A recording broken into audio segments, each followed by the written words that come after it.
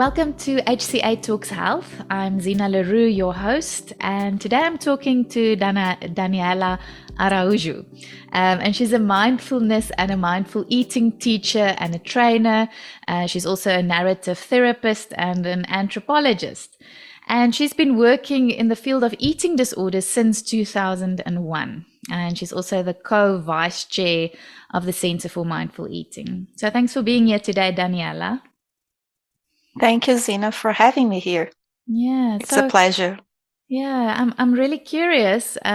Really curious about the work that you're doing, and I know that it's a very important subject.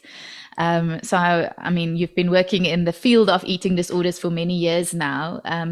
So I'm really curious about this. Can you maybe tell us more about what your main findings are around why people tend to have complex relationships with food? Why does this happen? Can you give us a little bit of an idea of how this happens?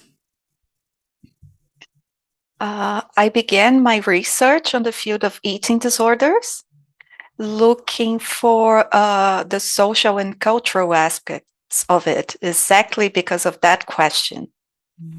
I was very interested in understanding better the way that our culture is a very fertile ground for developing an eating disorder. And there are many things in our current ways of living and thinking about eating and our bodies that makes really easy to develop an eating disorder, and also really hard to get over one. Oh, yes. And is this what is known as, or part of the conditioning, right, in our culture? Would you say that this is part of also the diet and fitness industries or culture that plays a role? Yes, of course. Yeah. And okay. Keep asking. Yes, no. So I'm thinking about how specifically the diet culture, how it impacts the way we see ourselves and how it impacts the relationship that we have with our bodies. Yes, and I think including the discourses on healthy eating, they tend to promote disordered eating, which is not cannot be like a full-blown diagnostic of an eating disorder, but the result is that most people have some sort of disordered eating patterns these days, especially those who are concerned with eating healthier, which is a contradiction. We try to get healthier, but we end up with more unhealthy relationships with our bodies and our eating, which is a paradox. Absolutely. So how would you define disordered eating? So someone trying to follow maybe some healthy principles and then it turns into disordered eating. I guess there's a fine line.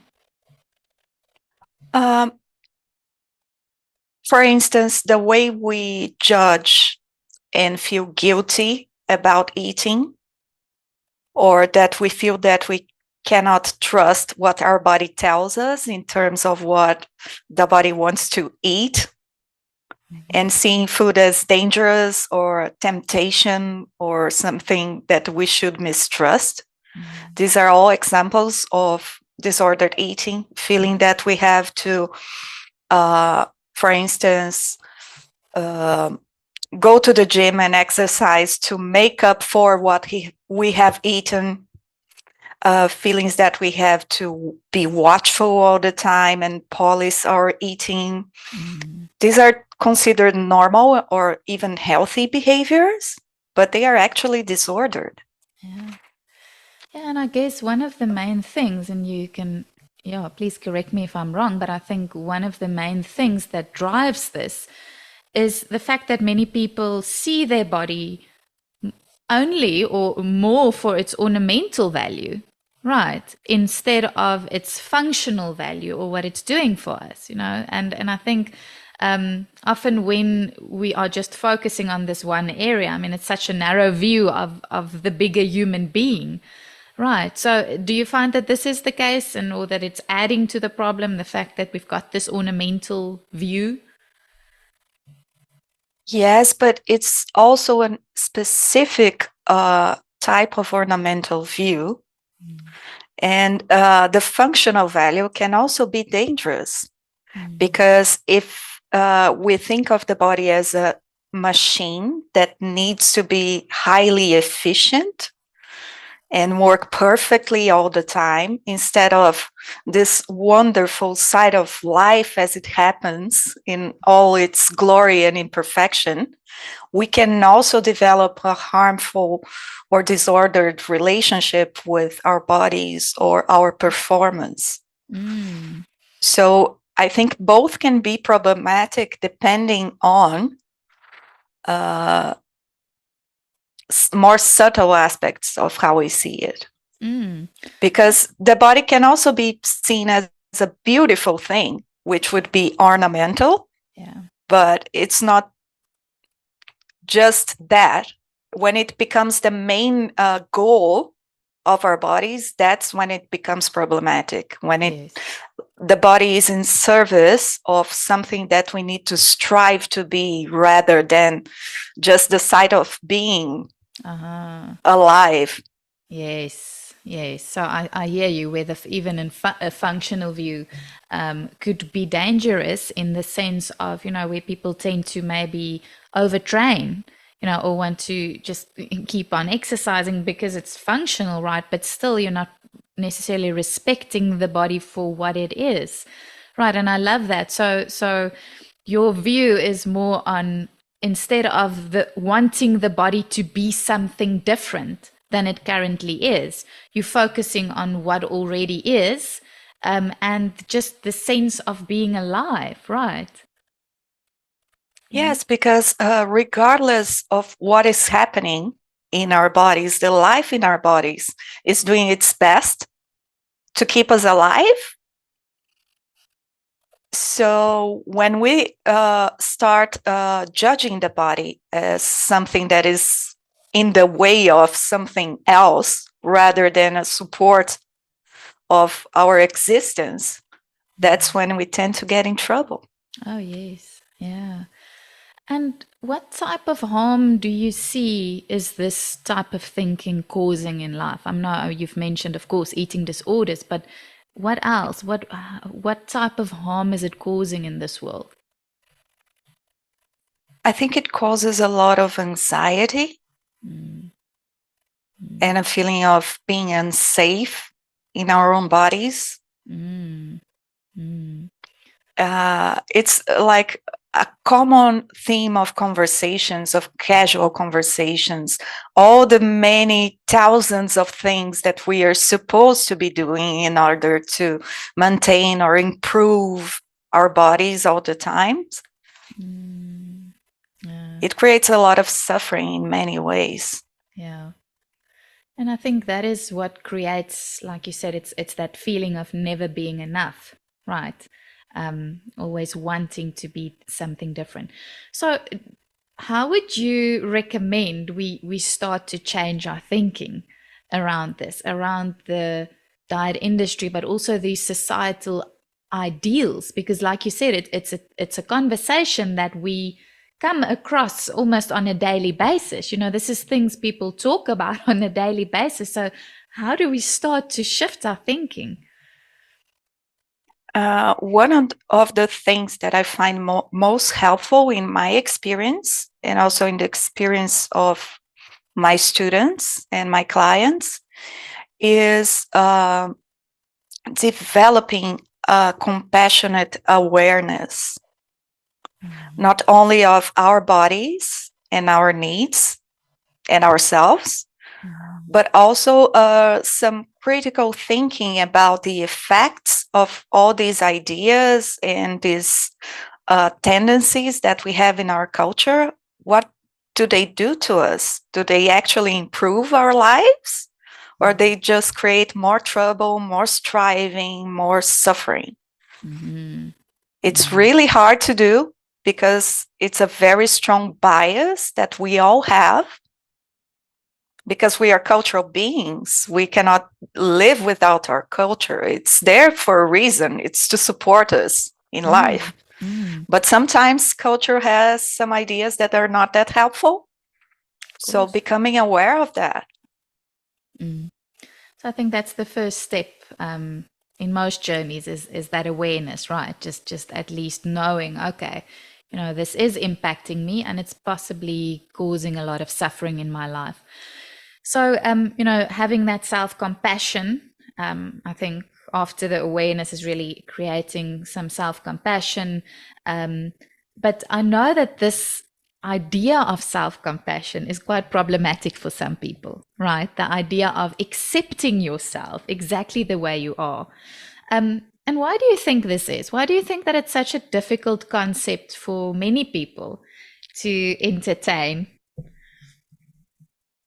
First, because we live in a world that is so focused on results and having good results and great performance is the most important thing. And we also are not very compassionate in that direction. And we have this idea that if we become more compassionate, it will somehow stop us from achieving results or a good performance. That it would be like compassion is mistaken for self-indulgence, or for, just staying comfortable where you are and not achieving for anything. And this is a misunderstanding of compassion. And it's not also, well, I love myself, I am beautiful all the time. This is not self-compassion either. It's being able to understand that life is hard. Having a body is hard. The body gets sick, it ages, it feels hunger, it feels cold, it feels hot. It's not an easy experience. However, it's the best we have. Yes, yes. And often people tend to think, I mean, I'm including myself when I say that, we tend to want to resist certain emotions, right? We feel that something is wrong when we are experiencing difficult emotions, right? So always wanting to, the idea around we should always be happy, or life should work out for me. And this is not true. This is part of being human. As you said, there are going to be difficult times. There are going to be hunger. There are going to be things like cold and pain and difficult emotions. And to be able to sit with that, right, and to accept that, I guess, is a big part of mindfulness as well, right? I agree. It's another unhealthy consequence of this striving and performance, high achieving culture that we live, is applying that for our emotional life. Because somehow, if we feel pain, if we are suffering, we feel we have failed. And it only increases our suffering. Yeah. Because, pain is there for a reason. It protects us. So the very idea that being happy or being successful means it's like a perfectionist idea that we are not going to be sad, we are not going to be in pain. It's unrealistic and creates more suffering. Yeah, and we tend to kind of miss out on life, of half of our lives, if we are resisting suffering, because it is going to be part of anyone's life. So yeah, no, and that's quite a powerful practice to to be able to realize that emotions are manageable and mentionable and natural, right? So I all of think, them. yeah, yeah. I think, as health practitioners, I think often some health practitioners might be adding to this harm that we've been talking about, right? So if as a health practitioner, maybe as a nutritionist or a health coach or, someone working in the health industry, is it possible to work in this industry? Is there a way that we can change the way we practice so we don't add harm to, in this regard? Absolutely. Mm. I agree 100% that it's possible, but it may also be hard Yeah. because our training as health professionals Mm. is very focused on doing no harm by achieving best quality care and excellence. Mm. Yeah. And we get a lot of those bias from our training. Yeah. Their intention is not causing more harm. Mm. They're trying to revert or prevent harm. But as most biases are unconscious, we have to be able to start examining those biases and keep checking. Well, this, what I'm doing, how I'm practicing, is it aligned with my intention of preventing harm Mm. and promoting health? Mm. Or maybe it's not going into this direction. And so I can go back to my original intention and to my core value as a health practitioner Yeah. and Yeah. be open to change. Yes.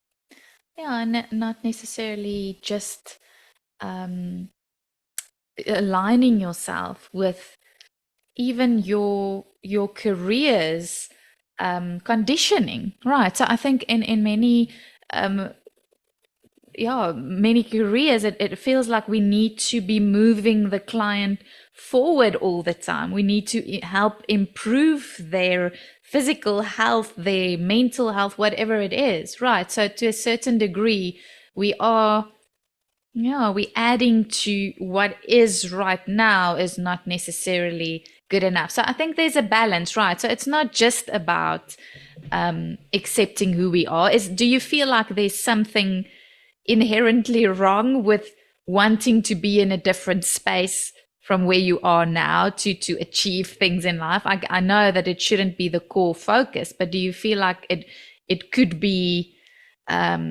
noble to want to achieve certain things and accept where you are at right now?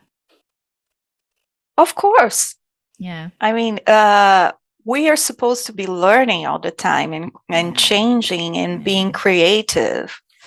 And it's also very important to notice that, for instance, for a non diet approach, Mm. we don't want to shame people for wanting to lose weight because we live in a society that there is a lot of exclusion and prejudice against people in larger bodies. So Mm. it's very sane to want to prevent all of that, Mm. to Mm. get more acceptance, maybe a job, maybe better treatment. So it's a very sane to do, and it comes from a place that of wanting to protect ourselves and even a Mm. place of love for ourselves. Mhm. Mm. But in the process, because of the way our culture works, it ends up creating more harm Mm. because weight is not a behavior. It's determined for many, many complex mechanisms. And it's not just depending on our free will or discipline. Mhm. All the studies show that. It's Mm. one of the most difficult things to change. Mhm. And it's not in our control. So it's more about uh, stopping us from creating more harm to ourselves through pursuing unachievable goals that in the process create more suffering and more harm, Mm. and rather of working with what we have and changing what we can change. Yeah. and offering us the best compassionate support that we can all times, Mm. even when sometimes we are unable to offer that kind of compassion to ourselves. Yeah. No, absolutely. But I mean, you've been working in the industry for quite some time now. So I would love to just hear a little bit more about your own personal journey and how did you become interested in this field? Where did it all start for you? Well, I had an eating disorder as a teenager, as a young adult, and my path through healing was very lonely because at the time here in Brazil, where I'm based, uh, there was only one place that offered care for eating disorders, and it had a very long line. So I didn't find enough support. Mm. And also, in what I got from the care that was being offered, I felt that there was so much of my experience that wasn't being addressed Mm. Mm. because it was focusing on just the individual, on their behaviors. But so what? You're telling me this, and this, but the whole world is telling me the opposite. How am I supposed to navigate that? Yeah. It's not just in my hands. So this is why I chose to do research and then become a provider in this field, because there's so much to be done. Mm. Oh wow. Yeah, thank you for sharing your story. And I think that's so powerful. You know, often when we go through these experiences ourselves, we know that we see the gaps, right, in terms of what other people can really benefit from or what's missing, what was missing in our own treatment, or you know how isolating it sometimes is to go through these things. So yeah, and what role? So I love how you're saying that it's not just about the individual, right? It's not just about figuring it out, changing your behavior in that moment. There's a societal element that we've talked about that plays a really big role as well. So I mean, this is yeah. Often, you know, when we think about working with clients, and you also a psychologist, right? A therapist, a narrative therapist. A narrative A therapist, yes. narrative. Can you tell us a little bit more about what that is and how you use that when working with clients? Uh, well, I decided to become a therapist because I found out about narrative therapy when I was doing my PhD. Mm.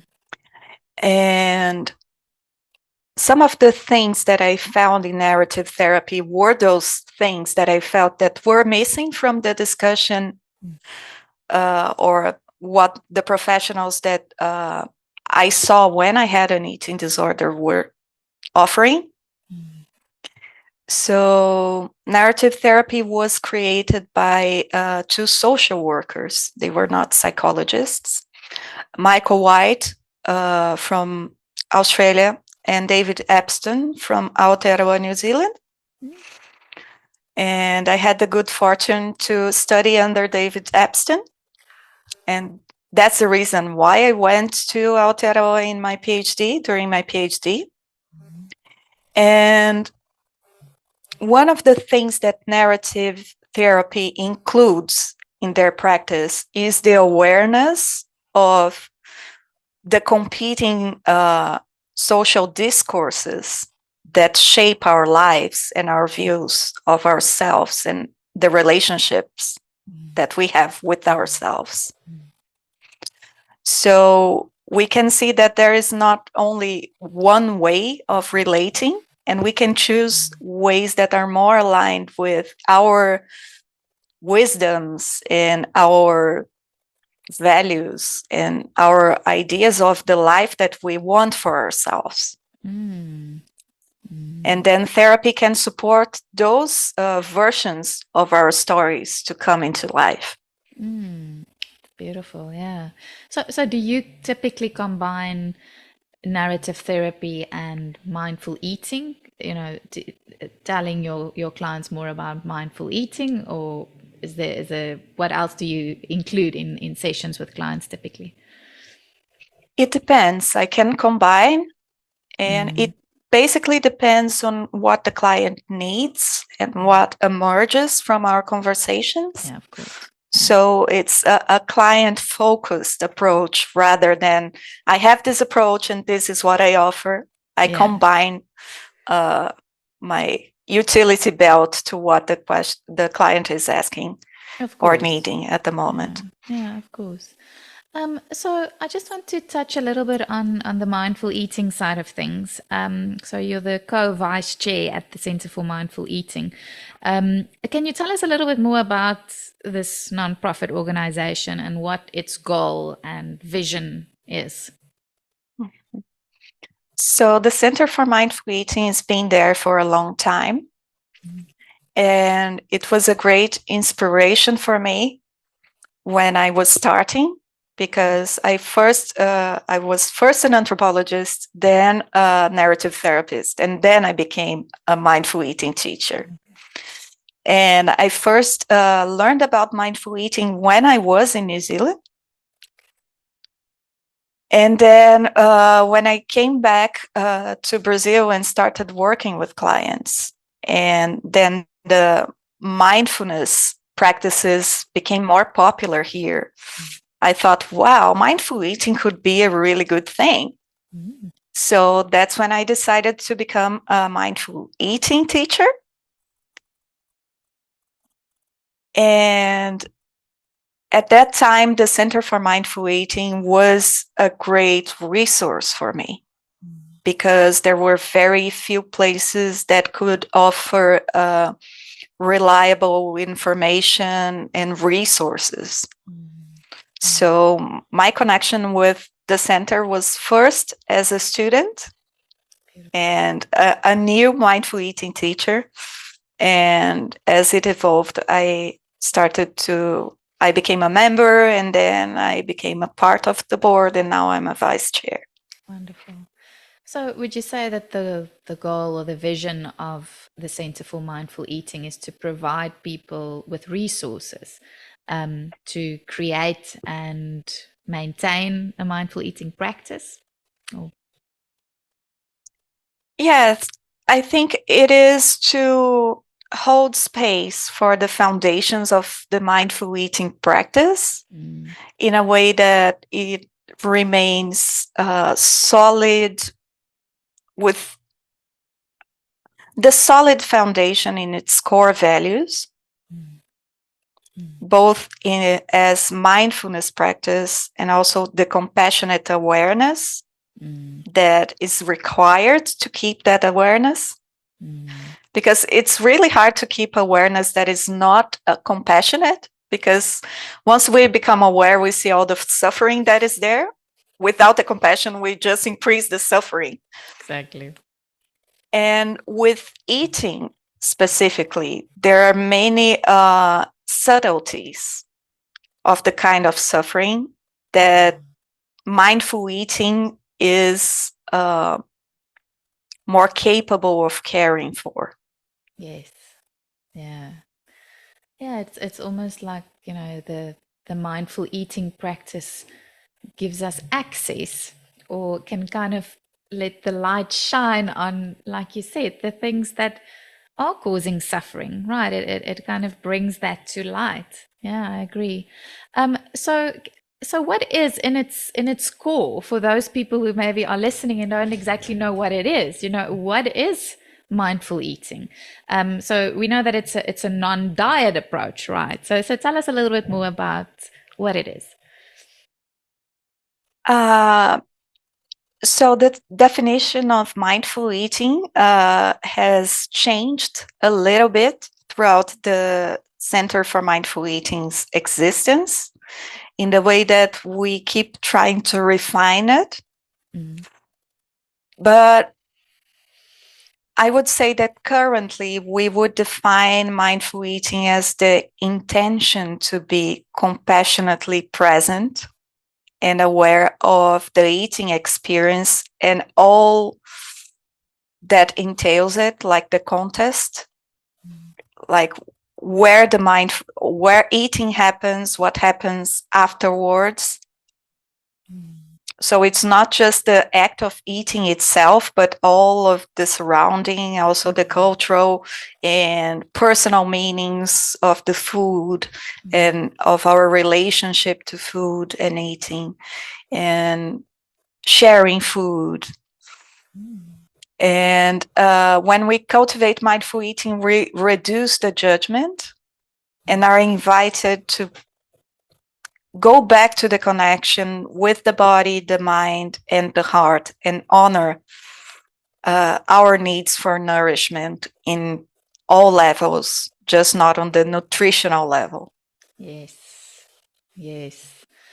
Okay, so the basic characteristics of a mindful eater, right? So you say that there's really it's the intention of, so we recognizing that, you know, you're not, there's no rules, there's no strict definition that we need to adhere to in order to see ourselves as a mindful eater, right? So it's really the intention to become more aware of food, but not just food and the, you know, the vitamins and the macros. No, that's not what it's all about. This is really about the environment, sharing of food, how the body responds to certain foods, the taste of food, right?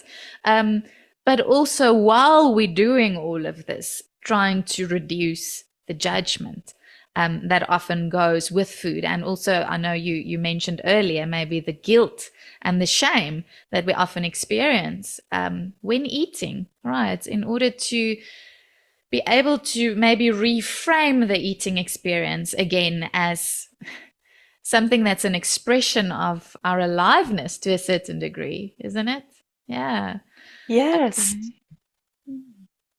Yes. Yeah. And also the emotions are very important. Yeah. Yeah. In order for eating to be healthy, it should be pleasurable. It should nourish our hearts as well as our bodies. It Absolutely. should be interesting. You know, if we were all astronauts eating pills with all the nutrients that we needed, it wouldn't be healthy eating. No. We need No. to have joy. Like we talk about the culinary arts. It's a form of art, of creativity, of expression, of Yeah. beauty. It Mm. should all be there. That should have space. Eating should have the space for that kind of human expression. Mm. And I think that's part of what's kind of sad about, you know, very extreme, you know, or dietary approaches is people tend to, the joy is taken out of the eating experience, you know, because often it's like, you know, chicken breasts and bland chicken breast and watery broccoli because they feel like this is what's most nutritious.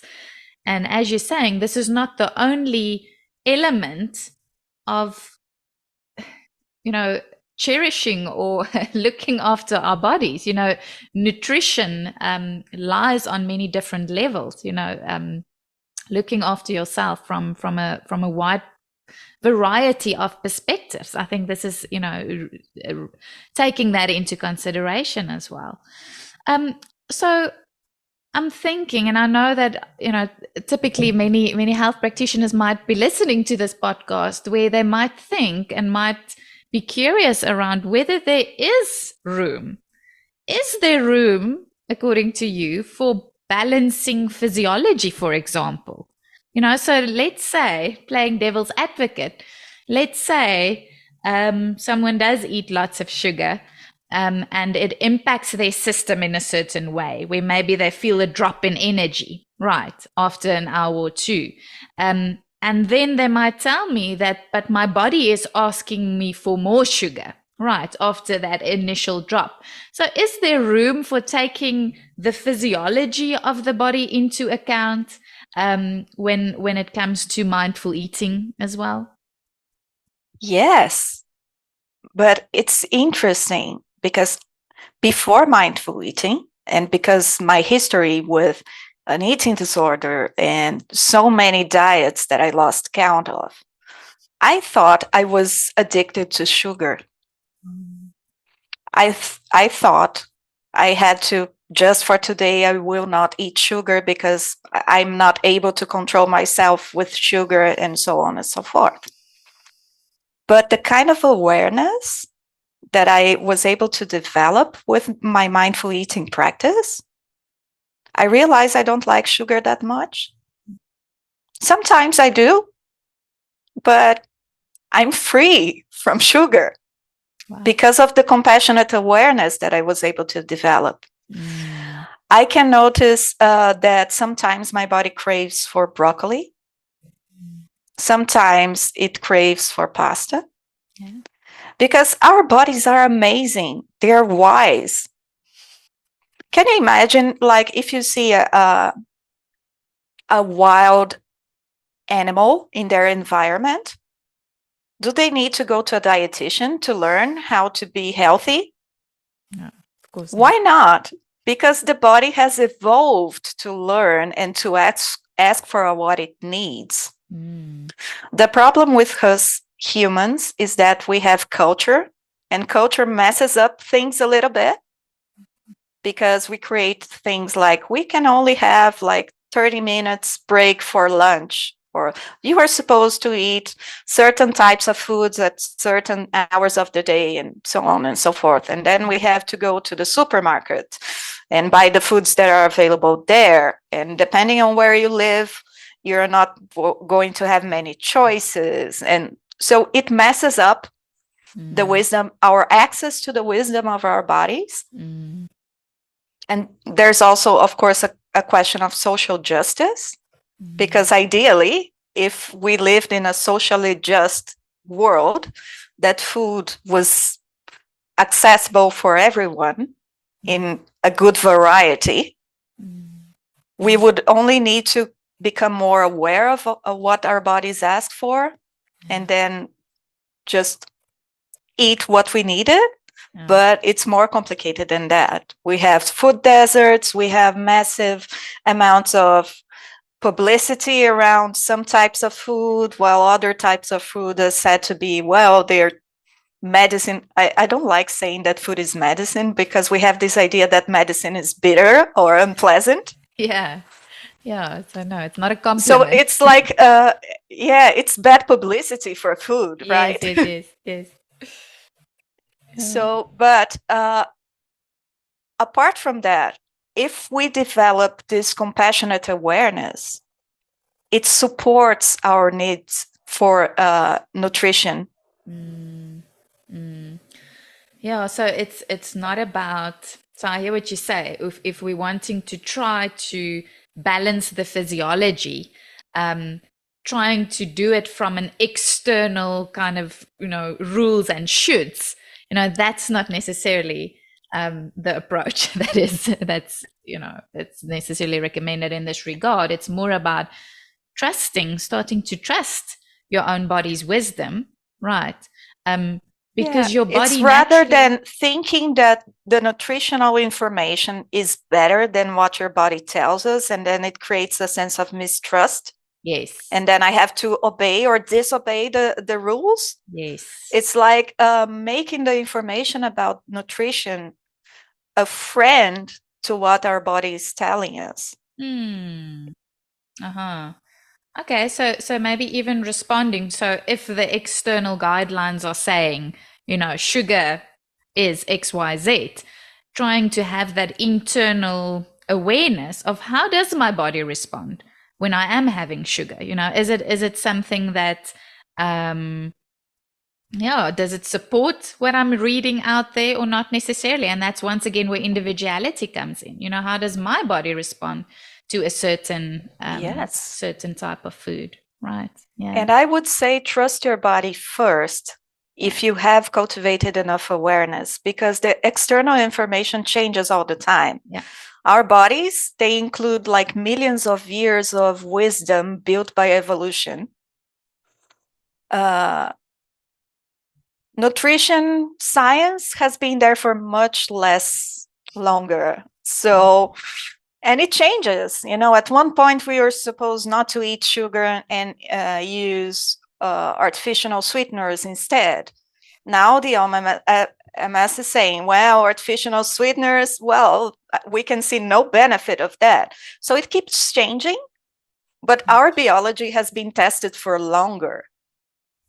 Yes, So as exactly. long as we do the work of awareness and of undoing the misconceptions that we've internalized, usually our bodies are the best source of information. Absolutely.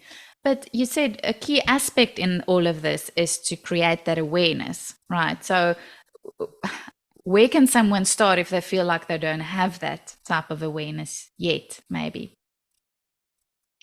I would recommend starting with a mindful eating training with a trained professional, because we have many resources out there. We have books, we have podcasts, we have, I don't know, apps, but there is some kind of learning, the foundation of it.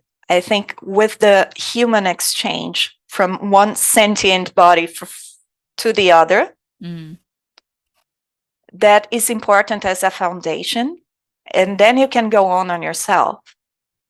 Because having this more personal connection and being able to discuss, look, what I'm noticing is this, and checking with the person that has a longer practice than that has been trained to teach, is priceless.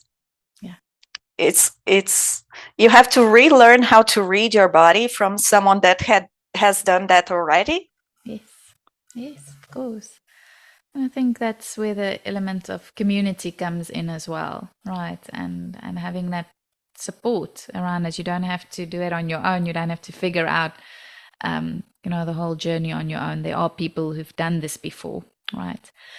So are there, I know there's lots of resources on the Center of Mindfulness for Mindful Eating's website, right? Well, there's also lots of access to different practitioners, right? Just to make sure. Yeah. Yes, many resources. We have a huge library, and we are planning offering some bundles with specific themes to make it easier, because there are many years of content that has been produced, both for the ones that become members of the center that have access to the whole library. We have some open events for the general public just to check out. And we have a year-long planning for content to be offered to our members and the public. So, yeah, there's a world of wonders at the website of the center. Please go there and check it out. Yes, and what is the website? We'll put that in the description as well, but maybe you can just tell us where to find it. Where can listeners or our audience find the website?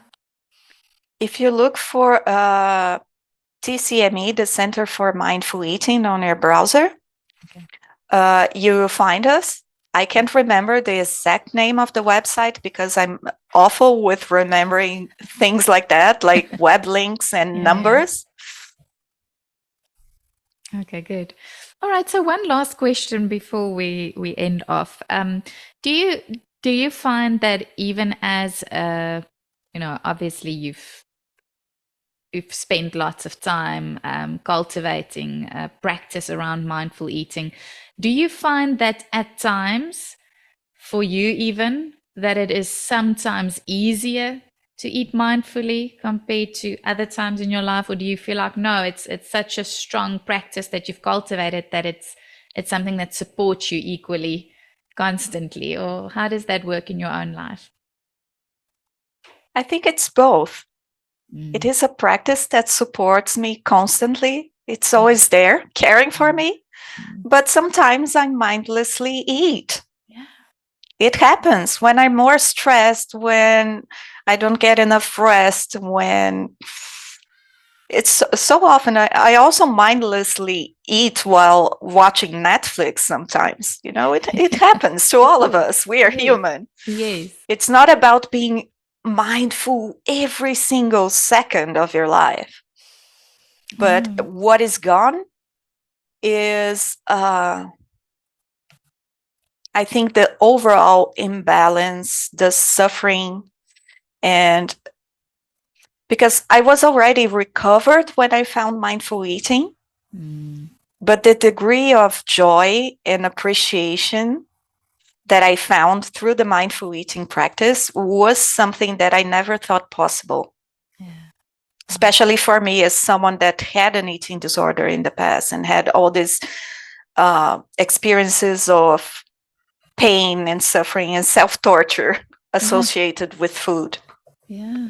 Yeah. So I could find freedom and joy again, even more than I had before the eating disorder. It's amazing. So, so it's that always there absolutely, supporting me. yeah. So you are quite confident that someone who's listening to us today, who is suffering from an eating disorder or just, disordered eating, or just experience lots of guilt and shame when it comes to eating, are you confident that full recovery is possible? 100%. Yeah. Yeah. I don't believe in lost cases. Yeah. Yeah. Wonderful. So to experience that joy and freedom around food again. And I think there's so many people who, it feels like that's all they want. They just want to experience freedom and joy around food again because it tends to take them over to a certain degree. It's all they can think about. It becomes such a big obsession in their lives, the way they look and the way they're eating in their bodies. So to be able to break free from that, I think, can open up so much space for people to start looking around them again and engaging in life in a different way again. Yeah. Thank you, Yes. Daniela. Thank you so much. It was really insightful, and I can really see why you've dedicated so many years to this topic, and how important it is to really unpack this and to start challenging the conditioned beliefs around this topic, and really recognizing that mindful eating, yes, it's about paying attention to our hunger and our fullness levels and being aware of this moment and the taste. But it's also bigger than that. It's also how we are holding ourselves with compassion while we're eating, also reducing that negative self-talk and trying to appreciate our bodies for the bigger whole, right? So thank you. Is there any last words from your side that you would maybe like to share with people out there? I would like to share that maybe mindful eating might not be for everyone. It's not the magical solution for the eating difficulties for everyone in the whole world, across all cultures. But there is something about this practice that, at least in my experience and in the experience of many others that I've known and worked with, that feels like going back home. Yeah. I felt that my history around eating had estranged me from myself. And mindful eating was one of the ways that allowed me to feel at home again. Yeah. So, yeah. Thank you. That's really beautiful. And I think many people have that experience where they just want to feel at home in their bodies again. Right. So thank you so much, Daniela. We appreciate you taking out this time to chat with us and for doing such a good job at the Center for Mindful Eating, and for putting all this info out there for everyone in order to find that freedom and joy again.